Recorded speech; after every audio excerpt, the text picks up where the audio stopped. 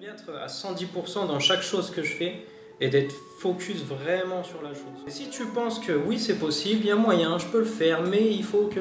Ton cerveau, il va toujours chercher une solution, il va toujours chercher un moyen. Donc si tu as envie de faire quelque chose, si tu as un rêve, si tu as un but, fais-le. Et te dis pas que c'est impossible, tout est possible dans la vie. Il y a toujours moyen. C'est quoi ta plus belle réussite avec toutes tes expériences là? Bonjour à tous, bienvenue pour un nouvel épisode des Artisans de la réussite. Aujourd'hui, je reçois Bart, un multi-entrepreneur. Vous allez voir, il a une vie à 100 à l'heure. Donc je vous laisse écouter ça et regarder jusqu'à la fin.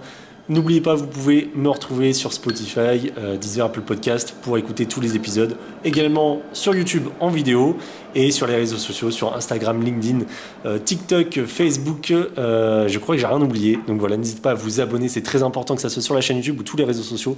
Et moi, je vous dis à très bientôt pour un nouvel épisode. Bonjour Bart, je suis ravi de te recevoir sur le podcast. Salut. Alors, comment on va définir? J'ai regardé un petit peu ton Instagram et essayer de savoir un peu ce que tu faisais. Ça a l'air multiple. Il y a l'air d'avoir beaucoup de choses. Ouais. Donc, tu vois, je sais même pas comment te définir tout de suite. Enfin, multi-entrepreneur, Ouais, on va dire ça. Exactement. Comment tu pourrais le définir? Explique-nous. C'est Qui tu es? exactement le problème de tous mes amis. Pour eux, j'ai eu plus de 1000 vies, plus de 1000 métiers différents. Je suis parti du Havre à mes 19 ans. Je me suis engagé 5 ans à l'armée. Ok. Chez les militaires parachutistes à Toulouse. Je me suis fait réformer au bout de mes 5 ans parce que je me suis blessé au dos. Et c'était soit ils me mettaient dans les bureaux à l'armée avant de me réformer, soit ils me remettaient dans le civil. Donc j'ai dit, mettez-moi dans le civil. Je venais d'avoir mon enfant, il avait 3 mois quand je suis parti en opération extérieure, je suis revenu, il en avait 7. Je me suis dit, j'ai peut-être loupé quelque chose. Ouais. Du coup, je suis retourné dans le civil et à ce moment-là, je me suis tourné vers la vente. Donc j'ai fait pendant 1 an du marketing relationnel, où j'ai bien monté les échelons, petit à petit, tout s'est bien passé. Et ensuite, après, suite à ça, je me suis séparé. Et j'avais besoin de retourner aux sources, de revenir au Havre, de retrouver mes amis et tout que j'avais laissé à l'époque. Et j'avais besoin de m'exprimer aussi. Donc à ce moment-là, j'ai retrouvé mon meilleur pote Chine. Et je me suis dit, faut qu'on refasse de la musique. Qui est pas loin en plus. Voilà, c'est Faut ça. pas le dire, mais Ouais, faut pas dire de bêtises. Hein. Il est là. Je sais pas si je pouvais le dire. Mais voilà, je l'ai retrouvé. Et lui, toujours aussi passionné pour la musique, toujours à fond dedans. Il avait mis un peu de côté, histoire de se concentrer sur sa vie perso. Et quand je suis revenu, j'ai dit, vas-y, allez, on tente, on lance un truc. Et on a créé un groupe de pop, punk, rap, un peu un mélange de tout ça. Et ça s'appelle Cardiogramme. Et on a fait pas mal de scènes sur le Havre avec l'aide de pas mal de personnes qui, eux, étaient justement dans ça, dans l'événementiel, tout ça. On a retrouvé aussi à Malakai, notre ami d'enfance, pareil. Et on a fait des scènes, on a tourné, tout s'est bien passé, tout ça. J'ai réussi à m'exprimer, à dire ce que j'avais sur le cœur dans mes musiques, j'ai tout retranscrit. Sauf que derrière moi, j'avais besoin aussi d'assurer mon avenir.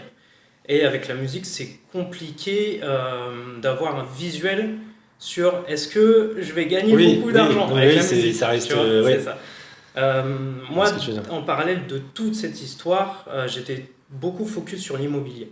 Tout ce qui est investissement immobilier, l'achat-revente, tout ça. Enfin, j'ai lu, j'ai regardé des formations, je me suis renseigné aussi sur la bourse, tout ça, parce que pour moi, la retraite, c'est pas quelque chose que je pense avoir, mais je veux être indépendant financièrement avant la retraite. En fait, tu veux pas compter sur la retraite, quoi. En gros, tu te dis, je veux pas pas attendre ça patiemment et sans Voilà, savoir vraiment ce que c'est ça. je vais avoir. Je veux pas du tout compter sur les autres. Je veux, comme j'ai toujours fait, j'ai toujours compté que sur moi quand j'étais dans la pire des... C'est toujours nous-mêmes. Si on se met pas un coup de pied au cul, rien va changer, rien va bouger. Et du coup, j'ai cette mentalité-là de... si je veux que ma vie change, je dois le faire moi-même, je dois changer moi-même, je dois y aller, je dois mettre les plans en place. Et du coup, immobilier, j'ai lu un livre il y a 1 an, après que j'ai fait la musique, tout ça avec Chine. Et ce livre-là, c'était L'autoroute du millionnaire. Je sais pas si tu connais. Non, je connais pas, c'est de qui? Alors, je me rappelle plus vraiment l'auteur, parce que c'est un nom anglais bizarre, et à chaque fois, je le survole quand je lis, quand je lis le livre. Mais ce gars-là, il explique qu'en fait, il y a plusieurs routes pour atteindre la richesse. Il y a le trottoir, il y a la route, et il y a l'autoroute. Et en fait, son histoire à lui, c'est que pour vraiment atteindre l'indépendance financière, comme lui, il faut créer sa marque.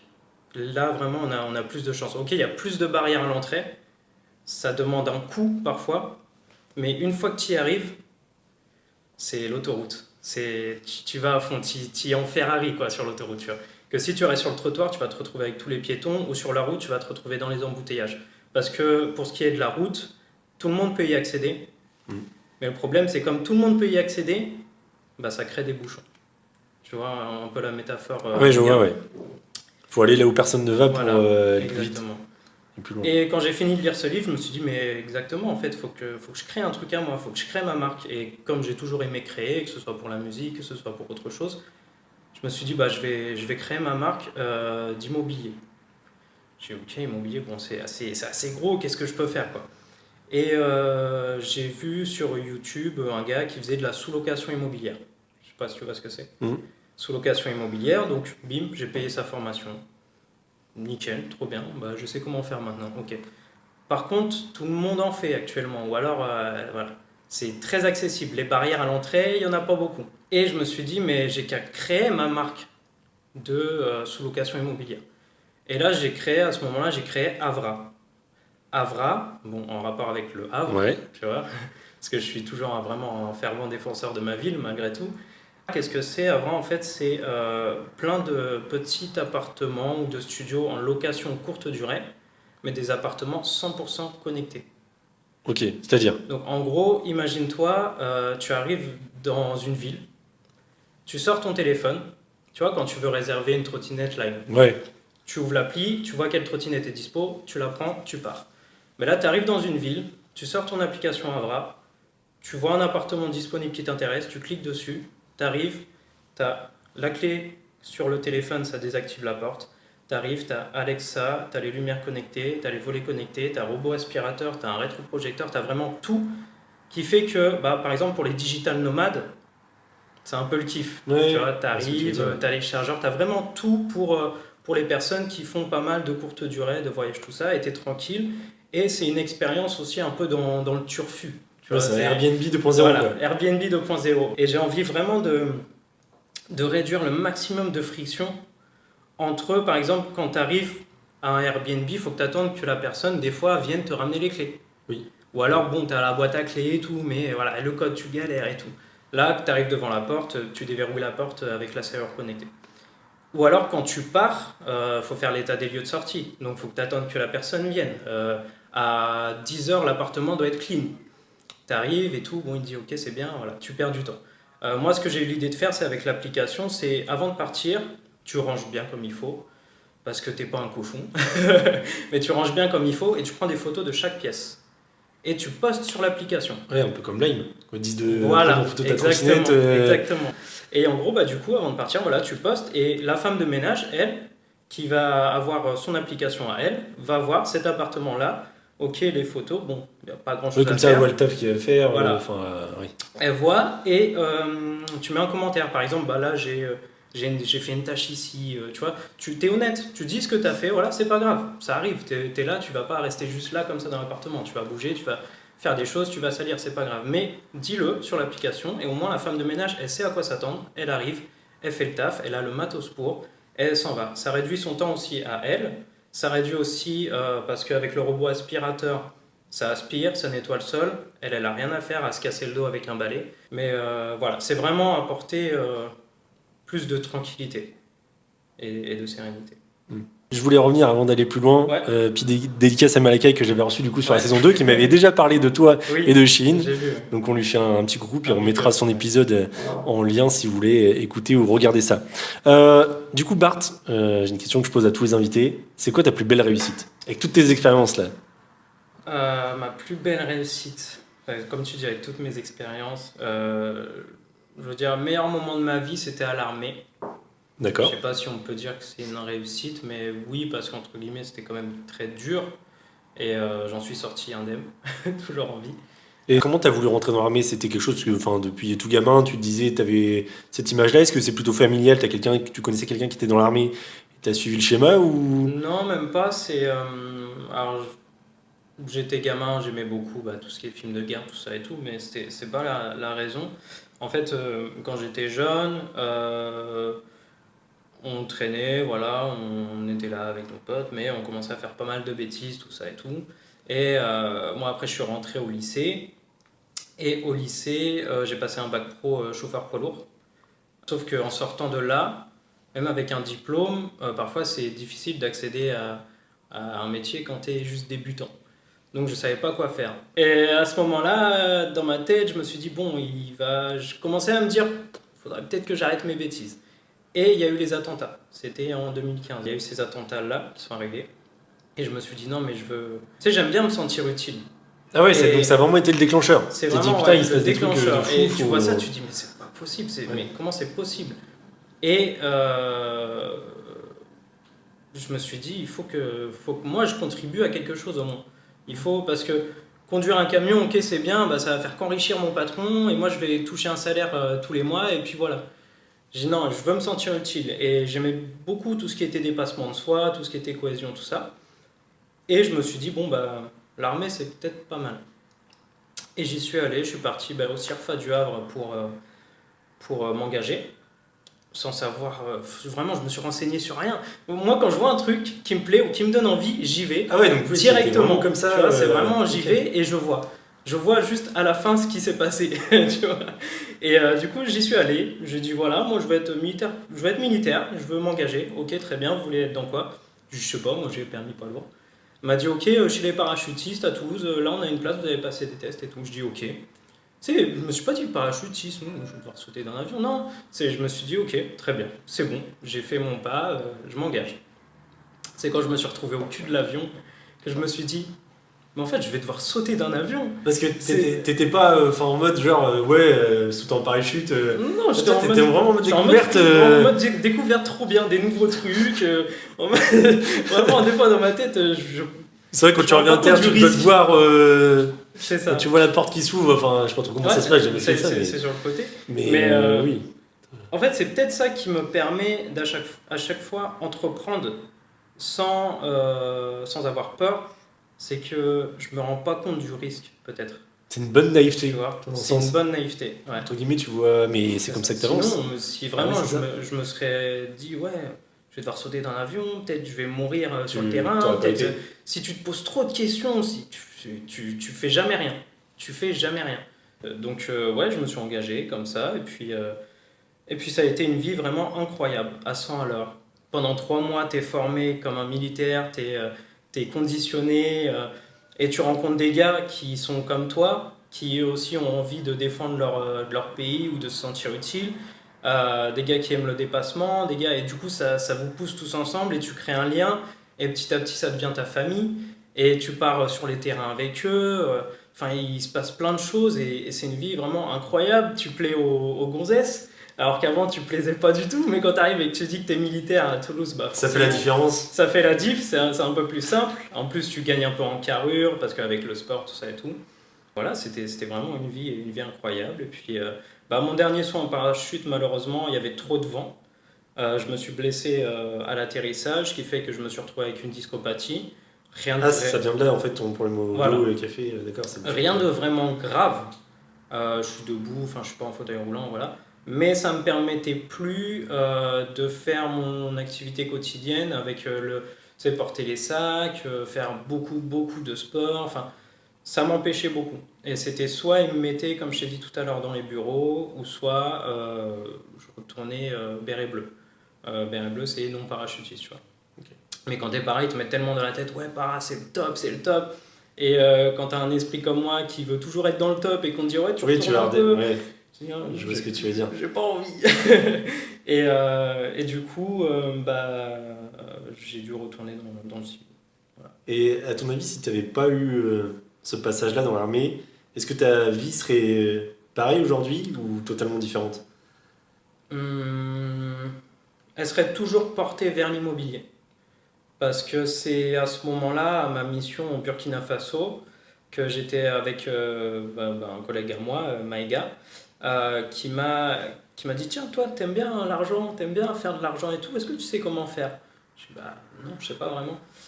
Et il m'a dit, tiens, et il m'a donné une formation sur l'immobilier, comment devenir rentier avec l'immobilier. Il m'a dit, je l'ai payé 800 balles, mais tiens, ça pourrait te plaire. Et comme j'avais 4 mois à tuer au Burkina Faso, j'ai regardé ça. Et du coup, comme j'ai dit tout à l'heure, j'ai tout compris. Parce que au départ, quand t'es pas dans le truc, tu te dis, putain, mais ça a l'air archi compliqué l'immobilier. C'est quoi ce truc de ouf et tout? Et puis, comme quand tu es un peu naïf comme moi, tu te dis, ah, c'est trop dur, je pourrais pas. Mais quand quelqu'un te dit, si, t'inquiète, c'est facile, tiens, regarde. Et que tu as du temps à tuer et que tu regardes et que tu comprends que en fait, c'était juste des barrières mentales que tu te mettais et que c'est pas si compliqué que ça, bah, tu étudies le truc et c'était vraiment un chemin que j'allais prendre en parallèle de l'armée. C'était commencer à avoir mon premier appartement, à le mettre en location petit à petit pour après bah, sortir de cette vie-là. Ouais, t'avais déjà ça en visu. Et tu vois, c'est important ce que tu dis parce qu'on se rend compte que c'est toujours une histoire aussi de rencontres, souvent, ou de choses comme ça. C'est-à-dire que le gars, là, tu vois, tu l'aurais peut-être pas croisé, ça aurait peut-être été ça, mais plus tard. Et le gars, comme par hasard, il a acheté une formation et puis toi, du coup, ça te fait kiffer. Et est-ce que tu trouves que c'est important justement d'avoir quelqu'un qui t'inspire ou qui t'initie à quelque chose? Ouais, j'ai pas mal de mentors. Que ce soit des menteurs sur internet comme Franck Nicolas, enfin Tony Robbins, américain, tout ça, ou alors des menteurs dans la vie quotidienne. Pour la musique, mon menteur, ça a été Shin, mon meilleur pote. Pour la vente, mon menteur, c'était un gars avec qui je faisais la vente à cette époque-là. Lui, il était un peu plus dans le top, tu vois, donc je m'inspirais. Et en fait, je m'inspire beaucoup dans ma vie quotidienne parce que j'aime pas me comparer et du coup avoir ce sentiment de ah, je suis plus nul. Genre, ça, c'est pas quelque chose que je conseille. C'est plus inspirez-vous des autres plutôt que vous comparer à eux. Ou d'être jaloux. Ou d'être jaloux, ou d'essayer de le faire tomber. Ou quoi. C'est pas comme ça que le monde doit marcher. On doit tous ensemble, tous s'entraider, tous y aller. C'est tout beau, tout rose ce que je dis, tu vois, mais c'est ma vision, tu vois. Tout le monde doit s'entraider, tout le monde doit être gentil avec tout le monde. Allez, on y va, quoi. Pourquoi on se prend la tête? On est là, quoi. Donc, ouais, c'est important d'avoir quelqu'un qui m'inspire au quotidien. Dans tout.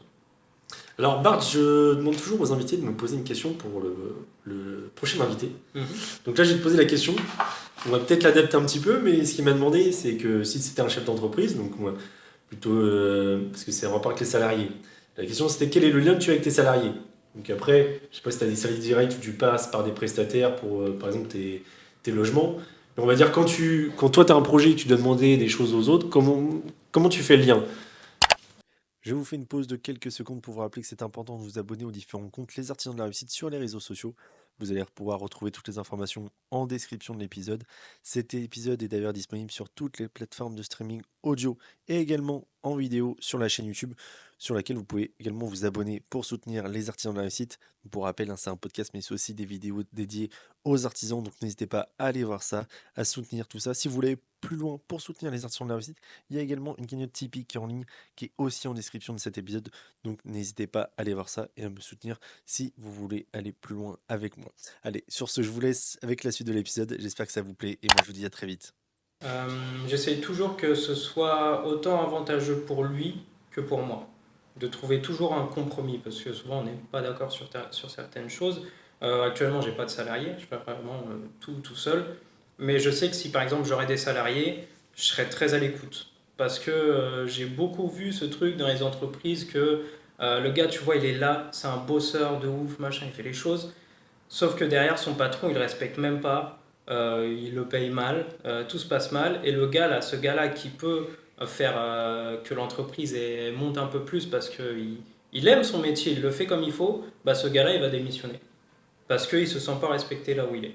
Et quand tu as des bons éléments, vraiment, il faut être là pour eux, il faut les écouter, il faut les aider, il faut leur donner, parce que eux, derrière, c'est eux qui vont t'aider pour faire grossir ton entreprise, quoi. Et du coup, forcément, je vais te demander à toi de poser une question pour le prochain invité sans savoir qui ça va être. Je vais te laisser regarder la première caméra qui est là, sur le trépied là, et tu poses la question que tu veux. C'est vraiment libre, sans savoir qui c'est. C'est pour un entrepreneur, tout ça. Peu importe. C'est une question. De toute façon, après, on aura d'appeler les questions si jamais c'est. Quelle est ta morning routine? Ah, tu vois, c'est intéressant ça. Ouais. Moi, j'avais une question une fois, c'est Pilou qui avait demandé à la personne d'après qu'est-ce qu'elle avait mangé ce matin. Tu vois. Mais après, du coup, ça enchaîne la discussion. Puis, c'est très bien. Donc, la morning. Bah, c'est quoi, toi, ta morning routine, tiens? Ma morning routine. Alors, des fois, ça rend fou, Chine. Parce qu'il y a des moments où je vais me lever à 5h du mat et je vais aller courir. Il me dit, t'es complètement fou. Pourquoi tu fais ça? Tu commences à 13h30 le taf. Ça sert à rien. Mais moi, ça me permet de garder ce petit truc un peu de l'armée, tu vois.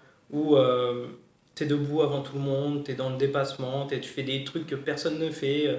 tu es toujours en avance, tu vois. Donc, il y a des moments où je me lève à 5h du mat', mais la plupart du temps, ma morning routine, c'est de me lever, me prendre une boisson nutritionnelle, un shaker protéiné, d'aller courir ou faire du sport à la salle. Après, je rentre, là comme ce matin, je prends une douche froide, vraiment froide, pour me réveiller bien comme il faut, ça fait du bien. J'aime bien faire ça parce que c'est 5 minutes de souffrance, mais après, il y a un truc qui fait que dans ta journée, tu te sens mieux. Parce que déjà, dès le matin, tu as fait quelque chose de compliqué, et après, tout ce qui va arriver dans ta journée, c'est pas grave. Moi, Ouais, j'ai pris une douche froide ce matin, donc franchement, Donc le reste, ça rien, va. tu vois. Ouais, c'est large. Donc ça, la douche. Ensuite, je vais bosser sur Avra parce que là, actuellement, c'est encore en développement. On cherche des financements, des levées de fonds, tout ça. Je suis en train de développer l'application, de faire le site à côté. Je fais tout moi-même. Ouais, donc ça nécessite du J'investis temps, mon argent moi-même parce qu'à côté, je bosse sur le port du Havre et j'investis mon argent pour ce projet, tu vois. Donc je bosse, arrivé vers midi, soit je mange si j'ai le temps, ou soit je prends une boisson nutritionnelle aussi. Et ensuite je pars au taf à 13h30, je finis à 19h. On recommence le lendemain, pareil. D'accord. C'était carrément pas ma morning routine, c'était ma journée. Ouais, complètement. Voilà. Mais ça s'enchaîne quoi. Ouais, Ça s'enchaîne. ouais, c'est ça. Et petite question, parce que t'étais papa, Hmm. et justement, comment tu gères cette vie très riche, professionnellement, et tes enfants? Mon enfant, John, il a 6 ans. En fait, c'est assez simple pour moi parce que c'est sa maman qui l'a principalement à Toulouse. Ok. Donc, avec sa mère, on s'est séparés. Ça s'est bien passé. On reste en bon contact. On a des bons liens. Tout se passe bien pour l'enfant. C'est très important. Si je peux conseiller aux gens qui vont se séparer bientôt, rester en bon terme pour l'enfant. Non, mais Parce que ça peut détruire des c'est clair. enfants et faire des traumatismes après derrière. Moi, je voulais pas de ça parce que j'ai eu des potes à moi, leurs parents, ils se tapaient sur la gueule à chaque fois qu'ils allaient chez la mère ou tu vois, donc je voulais pas ça pour que le petit grandisse bien comme il faut et pour que ce soit moins dur pour lui parce que moi, je retournais au Havre après, tu vois. Oui, forcément, Donc, il y a une distance. Je vais le chercher pendant les vacances. Je vais le chercher quand il y a besoin d'aller le chercher. Je suis là, je suis présent comme je peux. Parce que y aller, c'est 8 heures à peu près de route, c'est 300 € l'aller-retour. Quand je peux, j'y vais. S'il y a besoin de quoi que ce soit, j'y vais. Il n'y a pas de souci. Mais ce qui me permet d'avoir beaucoup de temps pour moi et pour mes projets.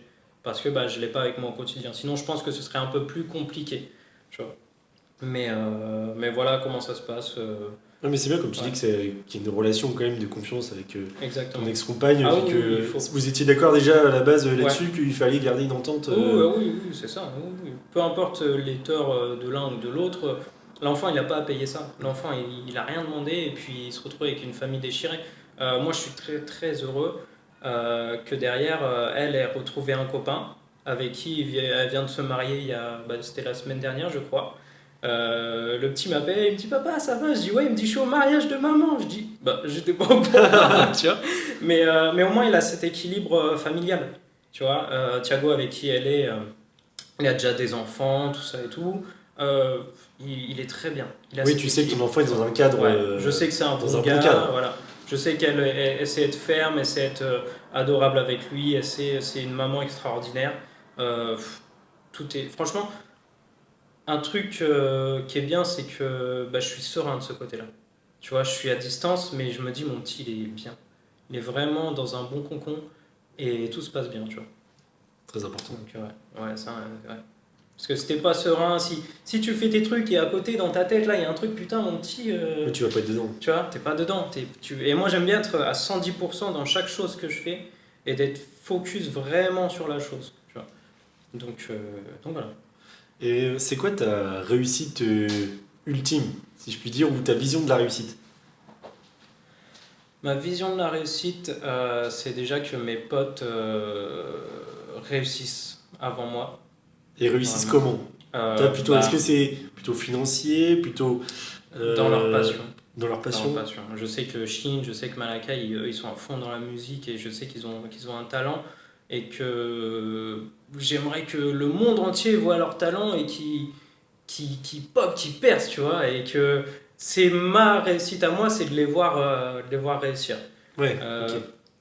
Pareil pour ma famille, tout ça et tout. Et puis après, moi, ma réussite personnel, c'est de plus avoir d'horaire pour me lever le matin, d'atteindre l'indépendance financière, la liberté financière, d'avoir mon business qui marche, qui tourne et que je sois au soleil, peut-être dans un autre pays, mais je suis tranquille et je suis serein. Tu sais, moi je suis un grand flemmard en vrai. On dirait pas parce que je dis ouais, je me lève à 5 heures, machin et tout. Non, mais en fait, c'est parce que t'as un goal, quoi. T'as C'est un but. ça. Tu Pourquoi dis là, je charbonne pour Ouais, justement. exactement. Pourquoi je fais tout ça? Bah parce qu'après, moi, je veux dormir plus tard, tu vois. C'est vie facile, choix facile, vie difficile, choix difficile, vie facile après, tu vois. C'est vraiment, j'ai cette mentale-là aussi. Donc voilà, ça, c'est ma réussite. Avec mon fils, avec mes potes, tout ça. C'est vraiment, tout un ensemble. tout un ensemble, c'est vrai. En fait, être riche, c'est bien, mais tout seul, tu vas vite t'ennuyer. Vraiment, je l'ai vécu quand même. Il y a une époque où j'avais pas mal de revenus, où j'étais dans une belle villa sur les hauteurs d'Avignon, quand je faisais de la vente et tout se passait bien. Mais un jour, j'étais malheureux et j'ai regardé autour de moi et je me suis dit, j'en ai rien à faire de tout ça. Tout ce que je veux là actuellement, c'est d'aller mieux et d'être avec mes potes et tout ça. Tu vois. Ouais, c'est intéressant ce que tu dis. Ouais, pour moi, la richesse. Parce que du coup, à ce moment-là, justement, tu avais des gens qui étaient proches, mais qui étaient peut-être pas aussi proches Ouais, que c'est ça. ton entourage Ouais, ici au Havre. Exactement. Ouais. Et Des gens peut-être, enfin, je sais peut-être faux ce que je dis, hein, mais est-ce que tu as des gens justement qui profitaient pas justement peut-être de ce cadre-là, justement pour être amis, un peu comme les filles? Non. Parce que je veux dire, tu me Ouais, dis quand ouais, je tes vois. militaires et filles arrivent, est-ce que justement, Ouais. quand tu es sur une belle villa, est-ce que les copains ils arrivent Bah, aussi, tu vois? J'ai pas eu ça dans ma vie à ce moment-là parce que c'était des personnes qui avaient le même mindset que moi, le même goal. Ok. Donc on s'entraidait avec ce que chacun avait, chacun apportait à l'autre.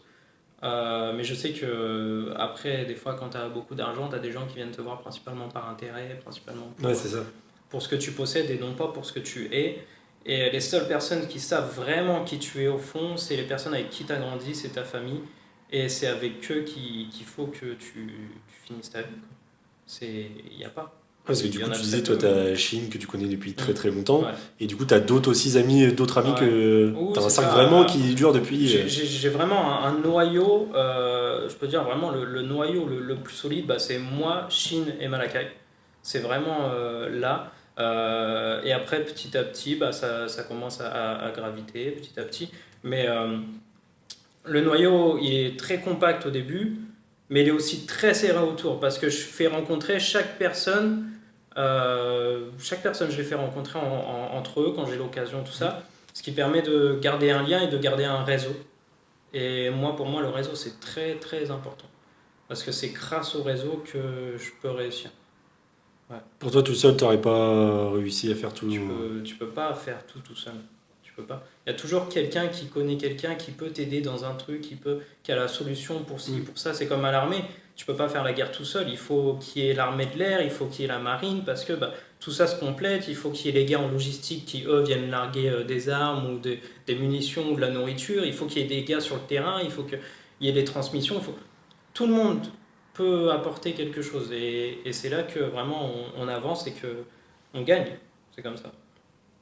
Qu'est-ce que tu aurais à dire, j'aime bien dire ça, aux jeunes, pour justement qu'ils puissent viser leur propre réussite? C'est une phrase que j'aime répéter souvent. C'est que tu penses pouvoir ou ne pas pouvoir, dans les deux cas, tu as raison. Parce que si tu penses que tu peux pas faire ce que tu as envie de faire, ce que tu rêves de faire, ton cerveau il va couper court direct. Il va dire ok, je peux pas, bah, je mets de côté. Mais si tu penses que oui, c'est possible, il y a moyen, je peux le faire, mais il faut que. Ton cerveau il va toujours chercher une solution, il va toujours chercher un moyen. Donc si tu as envie de faire quelque chose, si tu as un rêve, si tu as un but, fais-le. Et te dis pas que c'est impossible. Tout est possible dans la vie. Il y a toujours moyen. Renseigne-toi, va voir, rencontre des gens, parle-leur. Parle-leur toujours de ton projet. Toujours, toujours. Quand tu as une conversation, tu cales un peu ton projet. Ça, c'est un truc quand je faisais de la vente, que je vendais des compléments alimentaires. Au détour de la discussion, je calais un peu, tu vois. Oui, puis moi, ce matin, j'ai pris mon petit shaker, j'ai fait un truc, machin. Ah oui, ah bon, vas-y, explique-moi. Et après, ça débouche sur un truc. Ah bah moi, j'aimerais bien prendre ça, machin, tu vois. Et quand tu rencontres quelqu'un, quand tu as un projet, quand tu as un rêve, un but, parle-lui-en. Peut-être que lui aussi, il a le même rêve, le même but. Peut-être que vous allez pouvoir vous entraider, ou peut-être qu'il connaît quelqu'un qui sait comment t'aider par rapport à ça. Enfin, c'est super important. Et justement, est-ce que toi, il y a des gens qui t'ont dit ça justement, quand tu parlais de tes projets, ils t'ont dit non, tu réussiras pas, ou non, c'est nul, ou. Est-ce que tu as croisé des gens comme ça? Non, parce que aujourd'hui, il y en a plus. C'est clair, parce qu'à chaque fois que j'ai montré que je voulais faire un truc, que je le faisais et que ça marchait, tout le monde le voyait, parce que sur mes réseaux, je documente un peu tout. Et aujourd'hui, dès que je me lance dans un nouveau truc, il n'y a plus personne qui me dit non, ça marchera pas. Tout le monde est là et ils attendent. Ils se disent Ok, il va faire ça, ok. Il va faire ça, on va voir. Il va voir une boulangerie, Voilà, c'est ça. Mais il n'y a personne qui essaye de me stopper, de me mettre des bâtons dans les roues, parce qu'ils savent à quel point je suis déterminé. Et aussi, quand j'ai un plan, quand je veux faire quelque chose, je réfléchis beaucoup à comment le faire. Et têtu dans tous les cas. ouais, ouais. Et j'anticipe. Et c'est ça, vraiment, en plus. Ça sert plus à rien. C'est ça le rend fou, en fait, c'est que t'as beau me dire ce que tu veux, je vais le faire. T'es qui? Tu me donnes à manger? Non, j'ai envie de faire ça, je le fais. Mes parents, ils m'ont jamais empêché de faire quoi que ce soit. C'est pas toi qui vas m'empêcher de faire de la musique, d'aller à l'armée, de monter ma boîte, de vouloir concurrencer Airbnb. Enfin, tu vois, si je veux le faire, je le fais. Je suis libre, je suis né libre et je vais mourir libre. Avec un peu plus d'argent, j'espère. Juste avant de terminer, justement, tes parents, ils t'ont toujours soutenu, justement? Ouais, toujours. Ils ont jamais essayé de me stopper ou quoi que ce soit, tu vois. Ils m'ont toujours laissé faire. Quand je suis parti à l'armée, moi je pense que ma mère, elle avait peur quand même, mais elle le disait pas. Et je disais, ok, il veut aller à l'armée. De toute façon, il fait ce qu'il veut, lui, dans sa vie. Tu vois. Dans tous les cas, il ira. Voilà. Et mon père, lui, je sais qu'il a bossé comme un ouf jusqu'à la retraite. Juste un peu avant la retraite, il s'est retrouvé avec un cancer. Ce qui fait que, ensuite, trachéotomie, il pouvait plus respirer, il pouvait plus boire, il pouvait manger. Je pense que s'il avait eu l'occasion de faire ce qu'il voulait après sa retraite, il l'aurait fait. Donc jamais il m'a empêché de faire quoi que ce soit. Tu vois. Donc j'ai toujours foncé. Voilà. J'ai répondu à ta question. Oui. Tu sais, moi je me perds des fois. Oui, c'est les parents, ouais. Laisse tomber. Si t'avais toujours soutenu, et oui, du coup, complètement. Bart, est-ce que t'as quelque chose à rajouter avant de terminer? Ou pas? Interviewer Chine. Interviewer mon meilleur pote. Malaka, il m'en avait déjà parlé. Ouais. Donc, non, ça vaut le coup. Il va sortir un projet, il a signé un contrat avec un producteur. Il y a tout un truc qui arrive. Et vraiment, faites-le percer, les gars. Arrêtez là. Voilà. Il ne faut plus attendre. Faut plus attendre. Et puis, lancez-vous dans vos projets, dans vos rêves, tout ce que vous voulez, faites-le. On s'en fout des autres. On s'en fout. Super message. Où est-ce qu'on peut te retrouver, Bart? Si les gens ils veulent voir ce que tu fais. On peut me retrouver sur Insta, Bart-H24. On peut plus me retrouver au bar parce que ça ne m'intéresse plus trop de sortir. Mais on peut me retrouver dans le Havre, n'hésitez pas. Vous me voyez, vous me serrez la main, on parle ensemble, il n'y a aucun problème. Moi, c'est avec T'es ouvert, donc c'est bien. Je suis ouvert, j'adore discuter avec les gens et connaître eux leurs projets de vie. Voilà. Merci Bart d'être venu. Merci à toi surtout de mettre la lumière sur tout le monde comme ça. Ouais. C'est, comme je te le dis au moins 15 fois par message, je pense, c'est super important. Non, on peut le dire aussi, c'est que du coup, tu vois, la vie, c'est fait d'opportunités. Et que, par exemple, là, pour l'interview qu'on est en train de réaliser, c'était pas du tout prévu des jours à l'avance. Ça s'est fait hier soir. Parce qu'il y a eu un désistement sur la journée de tournage. Et du coup, j'ai proposé à Bart qui était intéressé de venir. Donc, c'est le destin. Ouais. Donc, quand on a envie de faire quelque chose, il faut le faire. Tu vois, t'avais envie de passer sur le podcast, m'envoyer un message, ça se fait. Et puis voilà. Je suis tombé sur une de tes publis et je me suis dit. Je l'ai déjà félicité une fois, mais je veux le reféliciter parce que c'est bien ce qu'il fait, il faut le pousser. Et j'ai envoyé un petit message, ouais, super ce que tu fais, vraiment trop bien. Je monte ma start-up, j'espère être interviewé un jour. Ouais, il m'a dit, écoute, demain après, t'es dispo. Ouais, j'adore. Voilà. J'adore quand c'est au dernier moment comme ça, quand ça se déclenche. Donc, merci à toi. De rien, nickel. Bon, moi je vous dis à bientôt pour un nouvel épisode des Artisans de la Réussite. Et n'oubliez pas, nous avons chacun notre propre vision de celle-ci.